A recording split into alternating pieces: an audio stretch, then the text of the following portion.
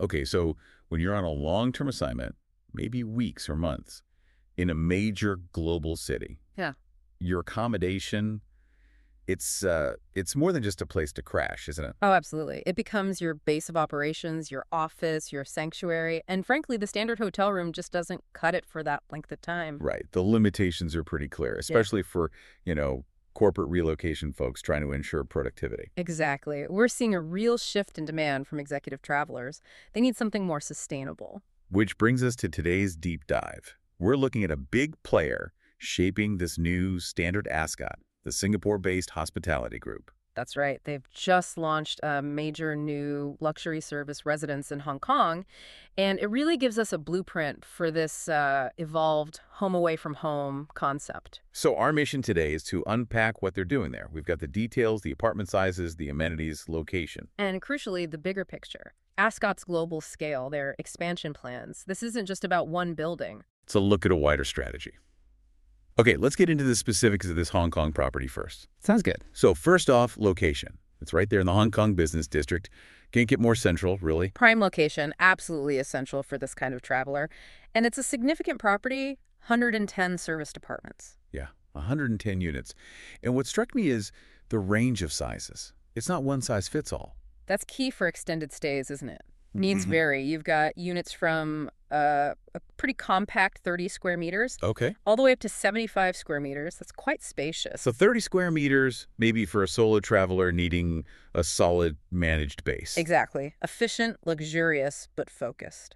Then the 75 square meter ones that suggest space for maybe senior execs, perhaps bringing family, or needing clear work versus living zones. And the absolute game changer compared to a hotel, even a suite, has to be the kitchen. Oh, definitely. Our sources confirm every single unit has a properly equipped kitchen. Not just a microwave in the corner. No. We're talking things like a coffee machine essential, electric kettle, microwave, yes, but also a proper refrigerator. It's built for actual self-sufficiency.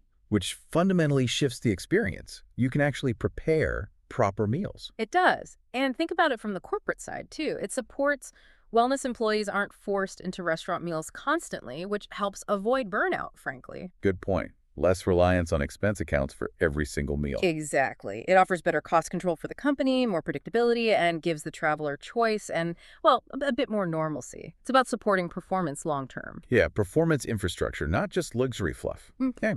But then you step outside your private apartment, Mm-hmm. and the whole place seems to shift gears. It goes from apartment building to something more like a full-service resort. It's way beyond just having a small gym downstairs. They are clearly aiming high, targeting that modern traveler who prioritizes wellness. Yes, there's a fully equipped gym, that's standard now, Right. but the sources list both an indoor heated pool and an outdoor swimming pool, Both.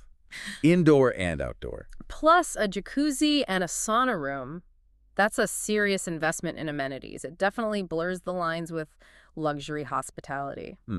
But let me push back a little. Is that much really necessary? Is the typical business traveler in Hong Kong, who's likely slammed with work, actually using two different pools and a sauna regularly? Mm-hmm. Or is it just inflating the price? It's a fair question. I think there are a couple of angles. One, it's signaling. It signals premium value, helps attract and retain top talent for those demanding assignments. Companies want to offer perks that make relocating easier. Okay, so it's part of the overall package appeal. Right. And two, these shared spaces, especially the dedicated residence lounge, they foster community. Ah, the networking aspect. Exactly. For people staying weeks or months, reducing that feeling of isolation is huge. It lets them connect informally, build a temporary network right there in the building. Ascot is facilitating that. Okay, that makes sense. Building community within the walls. And the convenience extends to dining, too, apparently. Yes, they've tackled that head on. Instead of forcing residents out for every meal, they've integrated 3 restaurants right on site, 3? Wow. What kind? covering the bases: Japanese, Chinese, and Western cuisines. So lots of variety without even leaving the building. That's pretty comprehensive. Talk about minimizing friction. It really is. They've thought about the daily grind. You get apartment privacy, resort-level wellness, internal community spaces, and multiple dining options. Plus logistical support. Yeah, the sources mention practical things too, like a scheduled shuttle bus service. Mm-hmm. Specifically calls out the Macau Ferry Terminal route, which is useful. So it's like having the concierge services of a top hotel, but with the independence of an apartment. Precisely. It's all designed to maximize the residents' time and, make the whole experience smoother. Okay, so we've got the picture of this high-end Hong Kong property. But let's zoom out now, because this isn't just a one-off, is it? Not at all. This Hong Kong opening is really a key piece in Ascott's much larger strategic push, especially into China. Right. The sources mentioned quite ambitious expansion plans. Extremely ambitious. Beyond this Hong Kong property, Ascott is planning to launch another 7 properties across China. 7 more. In what time frame? Within the next 18 to 24 months. That's incredibly fast deployment. Wow. That signals huge confidence, doesn't it? Not just in travel recovery, but specifically in that corporate long-stay market within China and, I guess, intra-Asia travel, too. Absolutely. They're betting big on continued demand for high-quality, reliable, extended stay options in one of the world's most important economic regions. They're going for scale. And speaking of scale, we should probably touch on Ascot's overall position.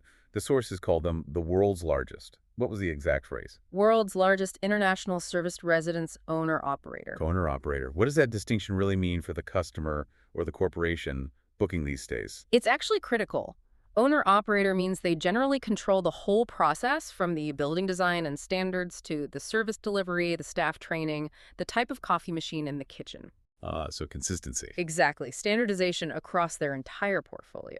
And that portfolio is massive. They manage over 26,000 units globally. 26,000. Yep. Across major cities in Europe, Asia, Australia, India, the Gulf. So if you're a global mobility manager, booking stays in, say, London, Singapore, and maybe Dubai. You know what level of quality and service to expect with Ascot. Precisely. It removes a huge variable compared to dealing with individual landlords or smaller regional operators. Yeah. They can guarantee that high-end, predictable experience pretty much anywhere. That consistency is gold for corporations. And launching 7 new properties in China in just 2 years. That pace implies they have the systems, the capital, the processes locked down. For sure. It suggests very streamlined operations and significant financial backing. They seem to be using their global scale to really solidify their leadership in the luxury segment, particularly in key growth markets like China, maybe before local or regional competitors can fully match that offering. Makes sense. It's a move to consolidate that high-end market. Yeah, and the investment itself in these very comprehensive, self-sufficient properties, it confirms that this blended work-life environment isn't seen as a niche perk anymore. It's becoming a baseline expectation for extended international assignments. So let's bring this all together for the listener. We're seeing a new standard emerge for high-end extended stays. Definitely. And Ascot's model here gives us a clear picture. It's that blend, that convergence. Right. The comfort and independence of a proper apartment, that 30 to 75 square meters, the crucial, fully equipped kitchen, combined with services that you'd normally only find at a high-end resort. The multiple pools, the gym, sauna, those 3 restaurants on site. It's the best of both worlds, managed professionally. And when you see this model being rolled out rapidly globally by the world's largest operator with 26,000 units, it really makes you wonder about the future. It poses a big question, I think. Well, does this highly professionalized, globally consistent, luxury-serviced residence model, with its guaranteed standards, its easy booking, its scale, does it basically signal the end of the line for the traditional executive corporate apartment rental? The one managed by a smaller local outfit or individual landlord. The managed hospitality solution versus the local rental. Exactly. When you, as a traveler or a company, are looking for that next extended stay, are you going to lean towards maybe the unique character of a local find with all its potential unpredictability? Or do you opt for the guaranteed quality, the seamless service, the global network, and the, frankly, lower risk offered by a major hospitality player like Ascott? What becomes the priority? Predictability versus perhaps local integration. That's a really interesting tension, something definitely to think about as long-term global work continues to evolve. Indeed. Okay, that's all the time we have for this deep dive. Thanks for joining us as we explored this new benchmark in corporate living.